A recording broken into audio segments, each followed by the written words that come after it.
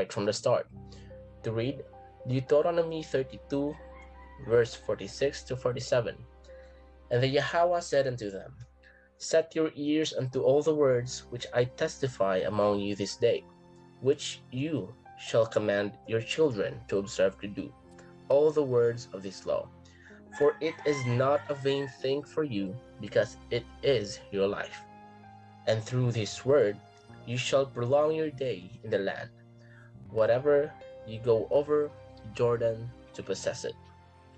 In this verse, the life that is being emphasized is the act of continuously following the statutes of the Yahweh. We have no other purpose than to follow His words, and by that, following His words become our life forever. Now we're down to the last, which is the tree of knowledge. This refers to the learnings that comes from our experiences in accordance to the Torah, or the statutes, the law of Elohim. To read Romans chapter 4, verse 15. Because the law worketh wrath, for where no law is, there is no transgression. To explain, there is punishment in the existence of the law, and when we deviate from the law, we are punished in a certain way. And that's where our learnings come to life, as symbolized by the tree of knowledge, which keeps us informed and continue to correct our ways through things that we have perceived as wrong, which will eventually lead us to the rightful thing to do. To cut the chase, the tree of knowledge refers to the learnings that comes after our mistake. So to put all these figurative expressions together, we substitute the equivalent word to the figurative expression. So we read on Genesis chapter 2, verse 9.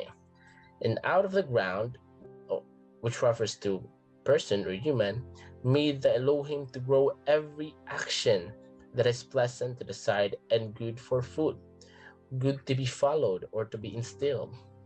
Following the statutes of the Yahweh is also in the midst of the garden, or in the midst of consciousness, and the tree of knowledge of good and evil, or meaning to say the learnings from mistakes.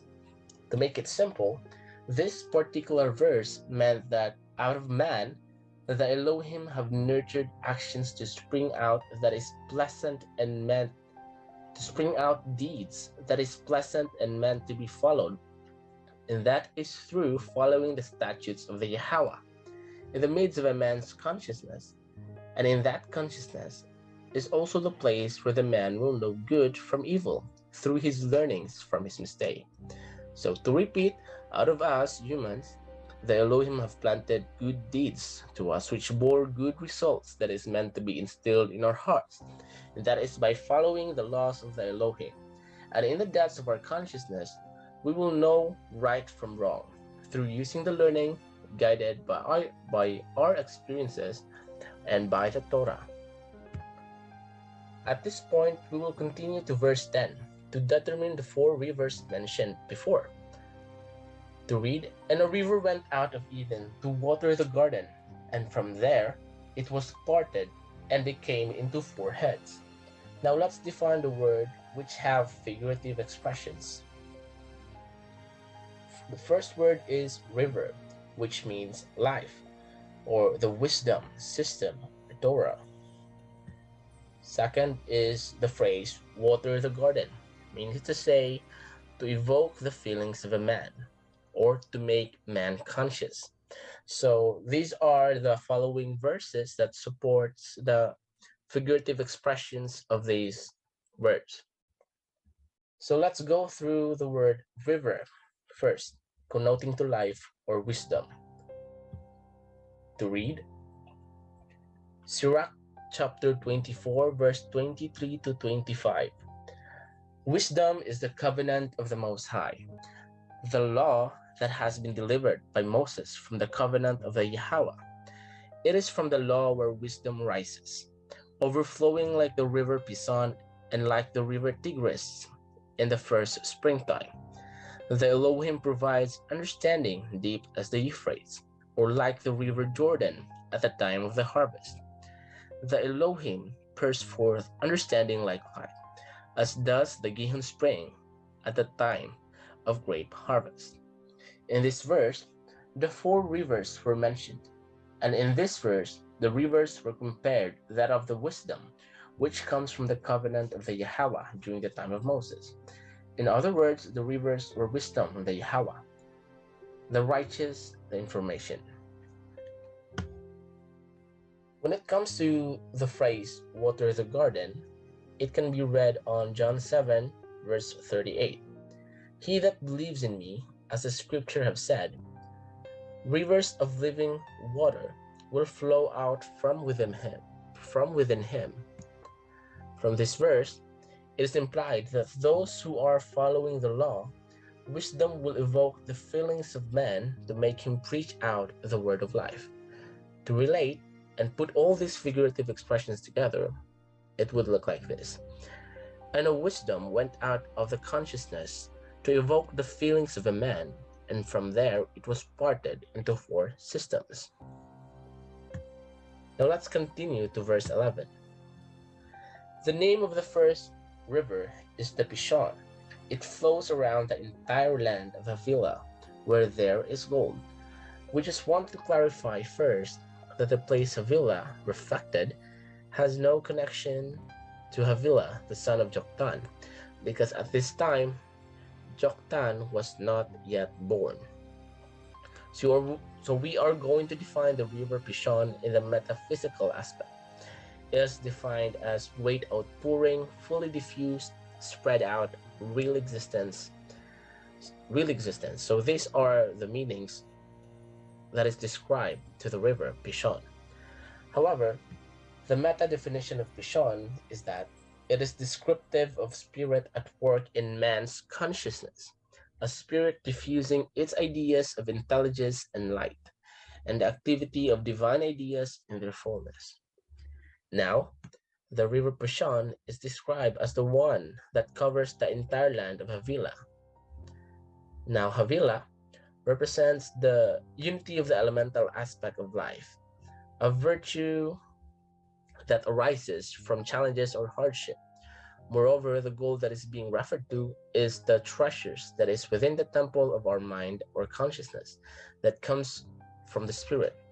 And these are released through the outpouring of the spiritual river Pishon, by which it happens when you read, understand, and apply the scriptures of Elohim.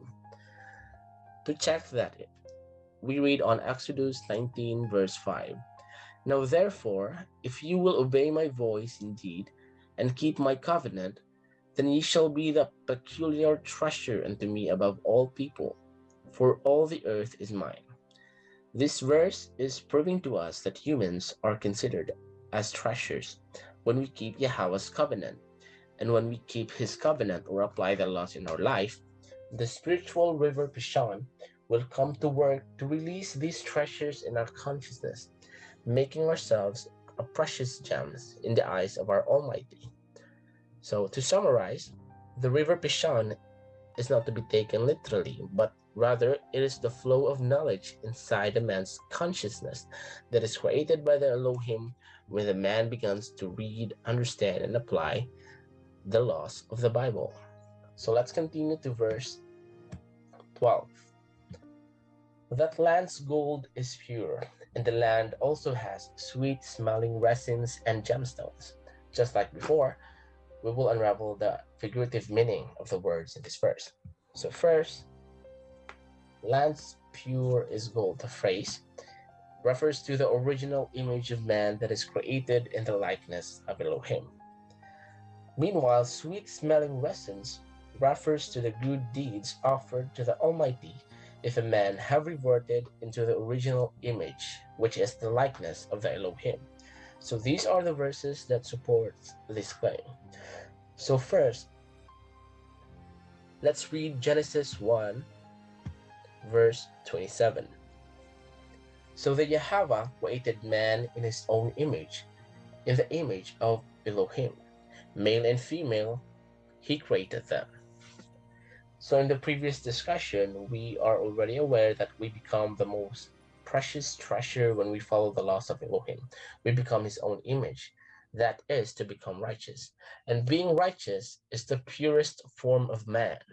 In simple words, the pure gold that is being referred to is a righteous man. Now let's move on to the figurative meaning of sweet-smelling resins in 1 Peter chapter 1 verse 7. This is necessary so that your faith may be found genuine. Your faith is more valuable than gold, which will be destroyed, even though it is itself tested by fire. Your genuine faith will result in praise, glory, and honor for you when Yahweh is revealed. So in this verse, it is emphasized that our faith is more valuable than gold, and faith means to put the words into actions or deeds and exercise it in one's will.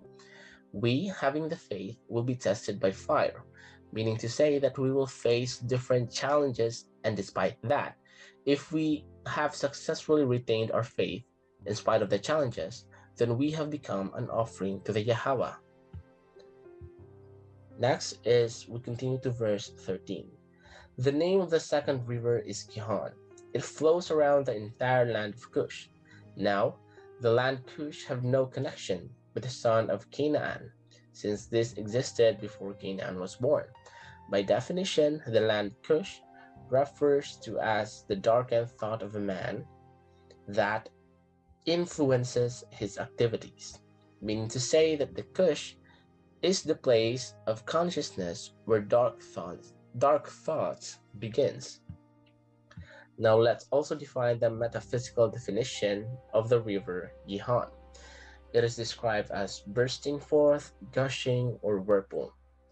Likewise, the meta definition is described as a formative movement. It represents the deific breath of Elohim inspiring man and purifying his blood in the lungs. So meaning to say that the river Gihon is represented as a bursting movement, kick-started and stimulated by the word of the Yahweh. This movement, or shall we say, the bursting flow of the river Gihon, shall be the one who will cleanse the land of Cush, or the evil thoughts of man. Given this definition and justification, it is fair enough to say that the TORAH movement, or following the law of the Elohim, will cleanse and inhibit the formation of evil thoughts, because the word of Elohim gushes like the river Gihon, which will wash away the temptation and the sins of a man. It is an inherent system inside a man's consciousness that activates whenever the man chooses to read and apply the law of Yahweh. Now that is clear, let's continue to verse 14.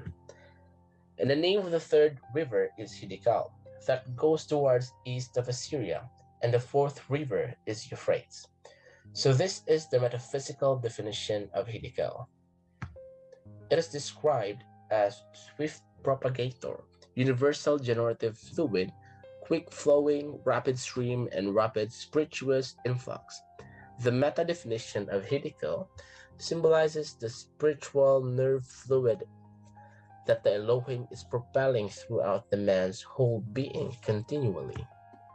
Likewise, we will also get to define the place Assyria in meta and metaphysical aspect. In metaphysical aspect, Assyria stands for reasoning, philosophical, and psychical body that do not recognize the spiritual head of the universe, but are based upon sense of observation, upon the formed and the formless, meaning to say that the place Assyria represents the non-believers, the atheists that do not acknowledge the presence of the Elohim, who merely believes in science, in the existence of the world. This means to say that the river Hiddekel represents the fast-paced proliferation of the good deeds once activated. Even though it flows through the land of Assyria, the proliferation of the world will flow through the non-believers despite the fact that logic will not be able to explain the presence of the Elohim. Now at this point, we are now down to the fourth river, which is the Euphrates River. So the meta definition of the Euphrates River is described as the bloodstream. Well, and the meta definition is fructifying, or that which is a fructifying cause. So the fourth river is represented by the Euphrates River, which serves as a bloodstream, meaning to say that it is in that river which is continuous to keep the organism alive in a sense. So to relate, the word of the Elohim is what keeps us alive, a righteous consciousness to be continually nurtured and guided by the Torah in order for us to grow and live everlastingly. Okay, so before we move on to the next interpretation, we will now be wrapping up the different figurative expressions in Genesis chapter 2. And these are the following: the garden, the phrase water the garden, Eden, to eat, the tree of life, the tree of knowledge, pure gold, Pishon, Gihon, Hidikal, and the Euphrates. So these are the summary of the figurative or connotative definitions of the word found in Genesis chapter 2. So these four rivers are inherently implanted in our consciousness, or Eden, by the Elohim, which evokes our heart to do the right thing. And when we do what is righteous, we are embracing the tree of life, and whenever we do something wrong, we learn from it. Thus, we are guided by the tree of knowledge, which is, of course, in accordance to the Torah, in order for us to become the highest treasure in the eyes of our Elohim, or simply to become the righteous man. So now, let's continue to verse 15. And the Elohim, the Alahayam, took the man and put him into the Garden of Eden to dress it and keep it. In this verse, it has specifically pointed out that it's the Elohim who have placed a man into his own consciousness and have set him as a steward of his own thoughts, much more to his actions, which will stem out from the man's heart. To continue, verse 16 and 17. And the Elohim, the Alahayam, commanded the man, saying, of every tree of the garden thou may freely eat, but of the tree of knowledge of good and evil thou shalt not eat of it, for in the day that you shall eat thereof thou surely die. In this verse, the Elohim have given man the privilege of eating the fruits of every tree, meaning to say, following the good deeds with good results, but have the man warned not to eat the fruit of knowledge, meaning to say, not to follow the devious deeds or mistakes. For the time that the man will eat it, or to follow the evil deeds, he will surely be facing death. What it means to say is that the Elohim have informed the man not to use the mistakes to differentiate it from good, but rather use the good to determine the bad. In verse 18 to 20, to read, and the Elohim, the Alahayam, said, it is not good that the man should be alone. I will make him a help meet for him. And out of the ground the Alahayam formed every beast of the field and every fowl of the air, and brought them unto Adam to see what he would call them. And whatsoever Adam called every living creature, that was the name thereof. And Adam gave names to all cattle and to all the fowls of the air, and to every beast of the field. But for Adam there was not found a helper meet for him. This is the part where the creatures are being created by the Elohim to give Adam company, but it was still not enough for Adam. To continue, verse 21 to 22, and the Yahweh cast a deep sleep to fall upon Adam, and he slept. And he took one of his ribs, and closed up the flesh thereof. And the rib which the Elohim had taken from the man, the woman was made, and brought her unto the man.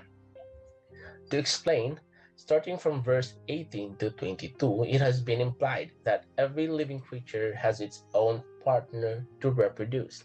With that being said, it cannot happen that a man and an animal will reproduce to form another being. That is an abomination. So what the Elohim did is he created a man in order for the man to pair with and reproduce. To continue in verse 23 to 25. And Adam said, this is now bone of my bones and flesh of my flesh. She shall be called woman, because she was taken out of man. Therefore shall a man leave his father and his mother, and cleave unto his wife, and they shall become one flesh.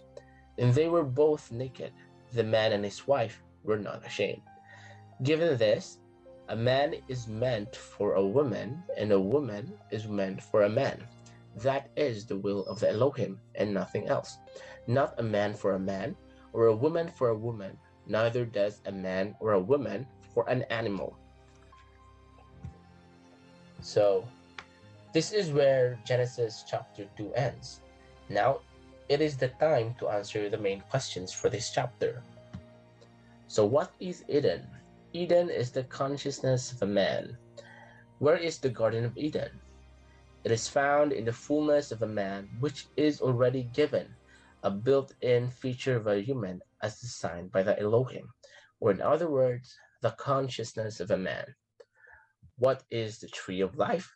This is the righteous deeds that are in accordance to the law of Elohim, or simply the righteousness.